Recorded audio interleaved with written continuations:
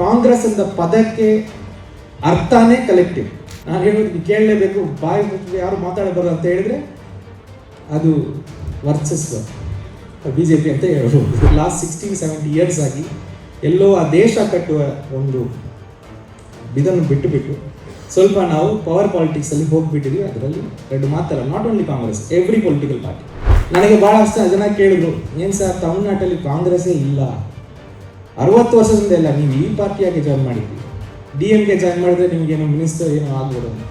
DMK join ಮಾಡಿದರೆ ಆಗ್ಬೋದಾಯಿತು, but ಈ fascist ವಿರುದ್ಧವಾಗಿ ನಾನು ಹೇಗೆ ನಿಲ್ಲಕ್ಕೆ ಸಾಧ್ಯ? ನಾನು ತಮಿಳ್ನಾಡಲ್ಲಿ ನಿಲ್ಲಬೇಕು, ಕರ್ನಾಟಕದಲ್ಲಿ ನಿಲ್ಲಬೇಕು, ಕಾಶ್ಮೀರಲ್ಲಿ ನಿಲ್ಲಬೇಕು. ಅದಕ್ಕೆ ನನಗೆ ಇರುವ ಒಂದೇ organisation Indian National Congress. Congress party ಸುಮಾರು 50ಕ್ಕೂ ಹೆಚ್ಚು ವರ್ಷಗಳ ಕಾಲ ಅಧಿಕಾರ ನಡೆಸಿದಂಥ ಪಕ್ಷ ಈ ದೇಶದಲ್ಲಿ ಮತ್ತು ಹಲವಾರು ರಾಜ್ಯಗಳಲ್ಲಿ. ನೀವು IAS ಹುದ್ದೆಯನ್ನು ತೊರೆದು ಹೊಸ ಮಾದರಿಯ ಕಾರ್ಯಕ್ರಮಗಳನ್ನು ಅಥವಾ ರಾಜಕಾರಣ ಮಾಡಬೇಕು ಅಂತ ಅಂದುಕೊಂಡಾಗ ಕಾಂಗ್ರೆಸ್ ಪಕ್ಷವನ್ನೇ ಯಾಕೆ ಆಯ್ಕೆ ಮಾಡಿಕೊಂಡ್ರಿ? ಕಾಂಗ್ರೆಸ್ ಪಕ್ಷ ಹಲವಾರು ಭ್ರಷ್ಟಾಚಾರ ಆರೋಪಗಳನ್ನು, ಹಗರಣಗಳನ್ನು ತಲೆ ಮೇಲೆ ಹೊತ್ಕೊಂಡಿರುವಂಥದ್ದು, ಹಲವಾರು ಪಾಲಿಸಿ ಇಶ್ಯೂನಲ್ಲಿ ಸಾಮಾಜಿಕ ಸಂಘಟನೆಗಳು, ಸಾಮಾಜಿಕ ಕಾರ್ಯಕರ್ತರಿಂದ ಉದ್ದಕ್ಕೂ ಕ್ರಿಟಿಕೆಗೆ ಒಳಗಾದಂಥ ಒಂದು ಪಕ್ಷ. ಅಂಥ ಪಕ್ಷವನ್ನು ನೀವು ಆಯ್ಕೆ ಮಾಡಿಕೊಂಡಿದ್ದು ಸರಿಯೇ, ಹೇಗೆ?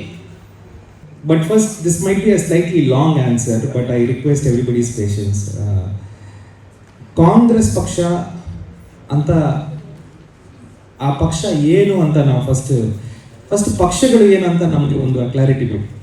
ನನ್ನ ಅಭಿಪ್ರಾಯಕ್ಕೆ ಪಕ್ಷಗಳಲ್ಲಿ 3 ಫೌಂಡೇಶನ್ಸ್ ಇದೆ. ಒಂದು ಆ ಪಕ್ಷದ ಸಿದ್ಧಾಂತ, ದಟ್ ಇಸ್ ಐಡಿಯಾಲಜಿ, ಪಕ್ಷದ ಆರ್ಗನೈಸೇಷನ್ ಆ್ಯಂಡ್ ಪಕ್ಷದ ಲೀಡರ್ಶಿಪ್. ಇದು 3 ಬೇರೆ ಬೇರೆ ವಿಷಯ, ಇದು 3 ಒಂದಲ್ಲ. ಆ 3 ಸೇರಿದೆ ಆ ಪಕ್ಷ, ಅದು ಒಪ್ಪಬೇಕು. ಬಟ್ ಇದೆಲ್ಲ ಒಂದೇ ಅಂತ ಕೇಳಿದರೆ ಅದು ಒಂದಲ್ಲ. ಒಂದು ಪಕ್ಷದಲ್ಲಿ ಸಿದ್ಧಾಂತ, ದಿ ಬೆಸ್ಟ್ ಸಿದ್ಧಾಂತ ಇರಬಹುದು, ಆರ್ಗನೈಸೇಷನ್ಲಿ ಸ್ವಲ್ಪ ಮುಂದೆ ಹಿಂದೆ ಇರಬಹುದು, ಲೀಡರ್ಶಿಪ್ ಕೂಡ ಸ್ವಲ್ಪ ಮುಂದೆ ಹಿಂದೆ ಇರಬಹುದು.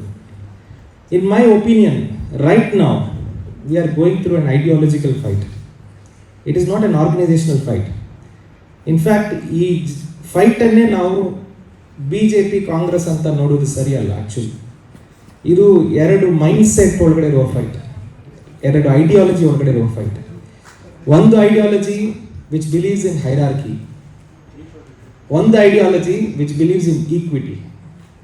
ಈ ಒಂದು ಸಮಾನತೆಗೂ ಮತ್ತು ಏರುಪೇರಿಗಿರುವ ಜಗಳ ಇದೆ. ಇದು ಬರೀ ರಾಜಕೀಯ ಜಗಳ ಮಾತ್ರ ಅಲ್ಲ, ಇದು ಸಾಮಾಜಿಕ ಜಗಳ ಕೂಡ. In fact that is the original fight. This is just a manifestation. ನಮ್ಮ ದೇಶದಲ್ಲಿ ಈ ಜಗಳ ಏನಿದೆ, ಬಹಳ ಹಿಂದೆಯಿಂದ ಈ ಜಗಳ ಇದೆ. ಈ 2 ಮೈಂಡ್ ಸೆಟ್ ಇದೆಯಲ್ಲ, ಮನಸ್ಥಿತಿಗಳ ಮಧ್ಯದಲ್ಲಿರುವ ಒಂದು ಫೈಟ್ ಏನಿದೆ, ಬಹಳ ಹಿಂದೆಯಿಂದ ಇದೆ.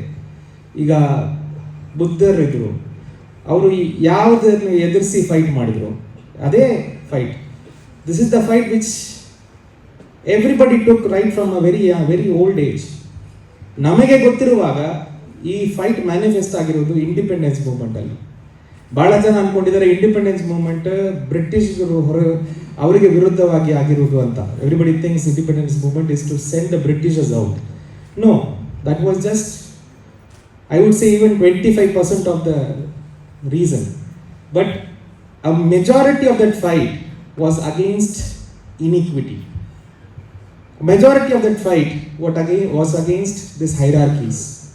ನೀವು ಯಾರು ಬೇಕಾದರೂ ತಗೊಳ್ಬೋದು, ಭಗತ್ ಸಿಂಗ್ ತಗೊಳ್ಬೋದು, ಅಂಬೇಡ್ಕರ್ ಜಿ ತಗೊಳ್ಬೋದು, ಸುಭಾಷ್ ಚಂದ್ರ ಬೋಸ್ ತಗೊಳ್ಬೋದು, ಗಾಂಧೀಜಿ ತಗೊಳ್ಬೋದು. ಅವರ ವಿಧಾನಗಳು ಬೇರೆ ಬೇರೆ ಇದ್ದರು, ಆದರೆ ಅವರ ಫೈಟ್ ವಾಸ್ ಅಗೇನ್ಸ್ಟ್ ಹೈರಾರ್ಕಿ. ಇದರಲ್ಲಿ ಏನು 2 ಮಾತಲ್ಲ. ಹಾಗಾಗಿ ಈ ಫೈಟನ್ನು ಮುಂದೆ ತಗೊಂಡಿರುವ movement was Congress. Congress was not a political party, Congress is a movement. ಆ ಮೂವ್ಮೆಂಟಲ್ಲಿ ನಿಮ್ಮ ಅಜ್ಜ ಇದ್ರು, ನನ್ನ ಅಜ್ಜ ಇದ್ರು. ಆ ಮೂವ್ಮೆಂಟಲ್ಲಿ ನಮ್ಮೆಲ್ಲರೂ ಒಂದು ಕಲೆಕ್ಟಿವ್ ಆಗಿ ಹೈರಾರ್ಕಿಯನ್ನು ಎದುರಿಸಿ ಈಕ್ವಿಟಿಯನ್ನು ತರಬೇಕು ಅಂತ ಫೈಟ್ ಮಾಡಿದ್ದೇವೆ. ಇನ್ಫ್ಯಾಕ್ಟ್ ಕಾಂಗ್ರೆಸ್ ಅಂತ ಪದಕ್ಕೆ ಅರ್ಥನೇ ಕಲೆಕ್ಟಿವ್. ಈಗ ನಾವೆಲ್ಲ ಕೂತಿದ್ದೀವಲ್ಲ, ನಾವು ಕಾಂಗ್ರೆಸ್, ವಿ ಆರ್ ಕಾಂಗ್ರೆಸ್. ಈಗ ನಾನು ಮಾತ್ರ ಸ್ವಲ್ಪ ಇವೆಲ್ಲ ನಾನು ಹೇಳೋದಕ್ಕೆ ಕೇಳಲೇಬೇಕು, ಬಾಯಿ ಮುಚ್ಚಿ ಯಾರು ಮಾತಾಡಬಾರ್ದು ಅಂತ ಹೇಳಿದ್ರೆ ಅದು ವರ್ಚಸ್ವ, BJP ಅಂತ ಹೇಳ್ಬೋದು ಈ ಕಾಂಟೆಕ್ಸ್ಟಿಗೆ. But Congress is this. ಇಂಥ ಒಂದು ಗ್ಯಾದರಿಂಗಲ್ಲಿ ಸಾಕಷ್ಟು ಸಮಸ್ಯೆಗಳು ಬರ್ತವೆ, ಸಾಕಷ್ಟು ಕೂಗಾಟಗಳು ನಡೀತವೆ, ಡಿಸ್ಟರ್ಬೆನ್ಸ್ ಇರ್ತವೆ, ಡಿಸಿಷನ್ಸ್ ಆಗಲ್ಲ. ಆದರೆ ನಮ್ಮೆಲ್ಲರಿಗೂ ಗೊತ್ತಿದೆ ನಮ್ಮ ಮನಸ್ಥಿತಿ ಎಲ್ಲಿದೆ ಅಂತ. The collective mind set is not an individuals mind set. ಇಲ್ಲಿ ಒಬ್ಬರು ಬ್ಲ್ಯಾಕ್ ಕ್ಯಾಟ್ ಇರಬಹುದು, ಆದರೆ ನಮ್ಮ collective is A strong collective.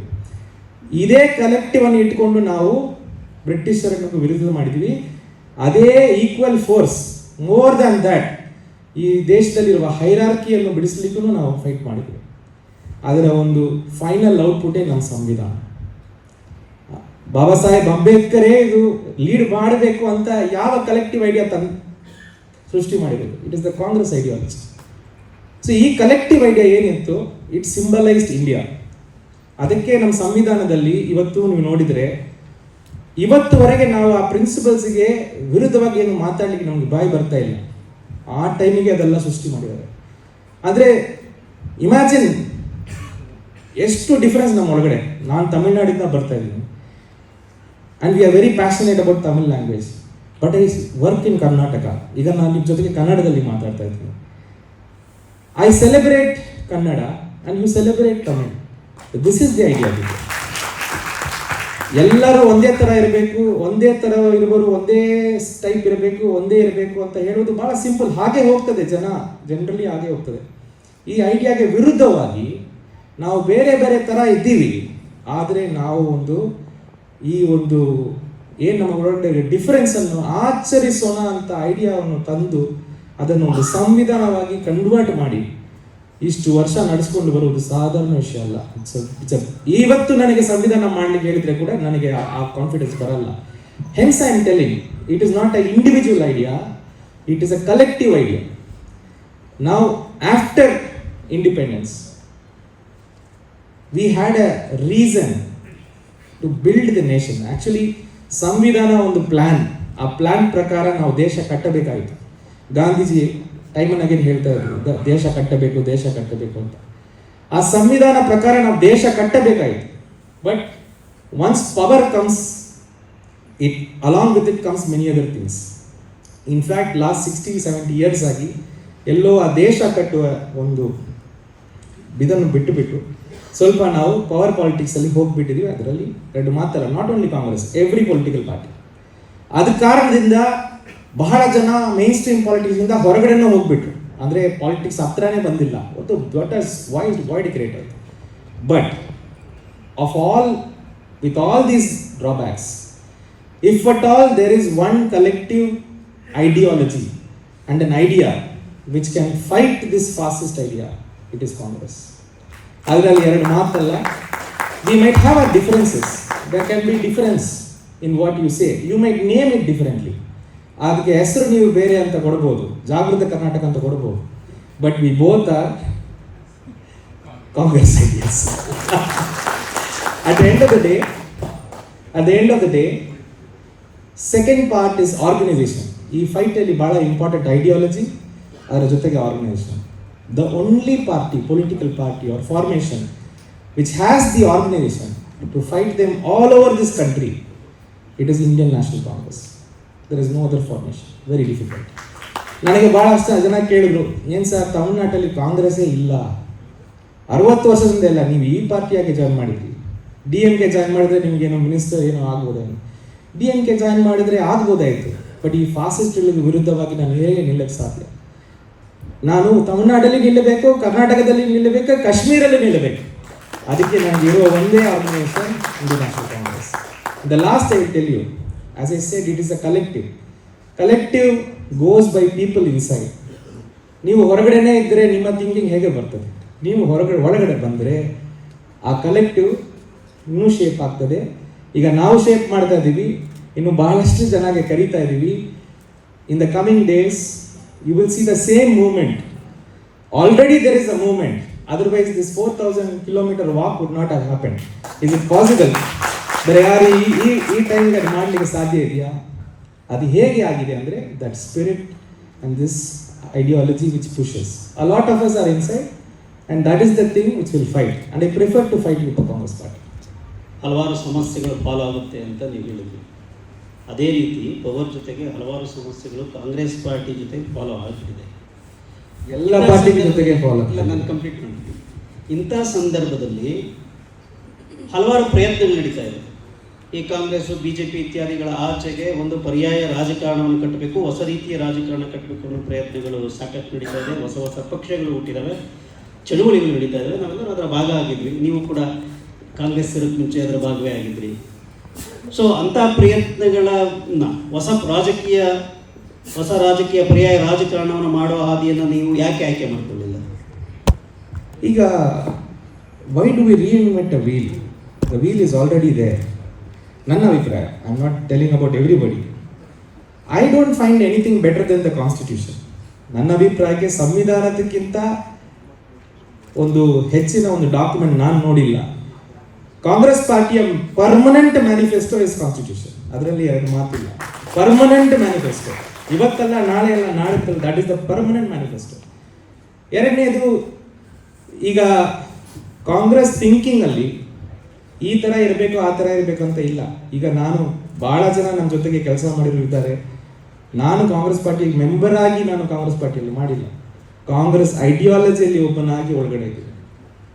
ಈಗ I was for a long time with the party without being a member. Even now it is so.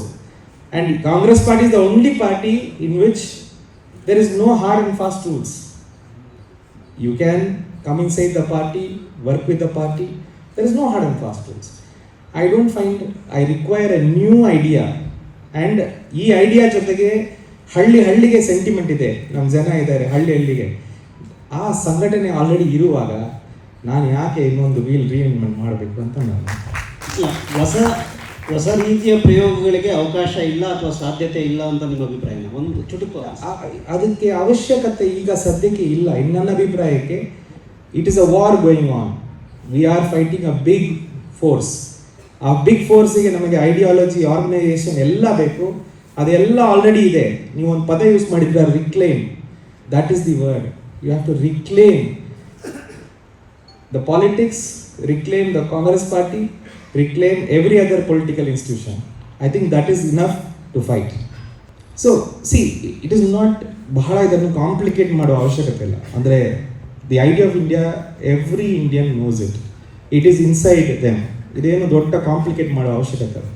ಅಂದರೆ ಇವರನ್ನು ಈ ಥರ ಪಿಂಚ್ ಮಾಡಿದ್ರೆ, ಅವ್ರು ನನಗೆ ಪಿಂಚ್ ಮಾಡಿದ್ರೆ ನನಗೆ ಪೇಯ್ನ್ ಆಗ್ತದೆ, ಅವರನ್ನು ನಾನು ಪಿಂಚ್ ಮಾಡಿದ್ರೆ ಪೇಯ್ನ್ ಆಗ್ತದೆ. ಇದನ್ನು ಅರ್ಥ ಮಾಡಲಿಕ್ಕೆ ನಮಗೆ ದೊಡ್ಡ ಇದೆಲ್ಲ ಬೇಕಿಲ್ಲ. We already know all these things. And that is why ನಾವು ದೇಶವಾಗಿ ನಾವು ಸರ್ವೈವ್ ಮಾಡ್ತಾ ಇದ್ದೀವಿ. ಈಗ ಹಳ್ಳಿಗೆ ಹೇಗೆ ಸರ್ವೈವ್ ಆಗ್ತಾ ಇದೆ? It survives because of certain internal understanding of this ideology. ಇದು ಕಾನ್ಸ್ಟಿಟ್ಯೂಷನ್, ಸಂವಿಧಾನ ಎಲ್ಲ ನಾವು ಮಾಡಿರೋದು ಅದಕ್ಕೊಂದು ಲೀಗಲ್ ಫ್ರೇಮ್ ವರ್ಕ್ ಕೊಡಬೇಕಂತಾನೆ. But the spirit of India is this appreciating differences. That's how I understand it. So Congress party does not explicit ideological classes, RSS, ಆ ಥರ ನಮ್ಮ ಐಡಿಯಾ ಇಲ್ಲ. ನಮ್ಮ idea is always been by doing things, by walking, not talking. Walking is our language, not talking. So ಹಾಗಾಗಿ ನಾವು ಅದೆಲ್ಲ ಶುರು ಮಾಡಬೇಕು. ಈ ಆರೋಪವನ್ನು ನಾನು 100% ಒಪ್ತೀನಿ. ಆ ಸ್ಪಿರಿಟ್ಗೆ, ಆ ಐಡಿಯಾಲಜಿಗೆ ತಕ್ಕಂತೆ ನಾವು ಇನ್ನು ಮುಂದೆ ಹೋಗಲಿಲ್ಲ. ನಾವು ಹೋಗಬೇಕು, ಇನ್ನೂ ಕೂಡ ಕೆಲಸ ಮಾಡಬೇಕು. ಬಟ್ ಇದಕ್ಕಿಂತ ದೊಡ್ಡ ಐಡಿಯಾಲಜಿನ ನಾವು ಮತ್ತೆ ಕಂಡುಹಿಡಿಯಲಿಕ್ಕೆ ಆಗಲ್ಲ ಅಂತ ನನ್ನ ಅಭಿಪ್ರಾಯ. And we are doing our best to go back to this people's movement, and that's what we trying to do.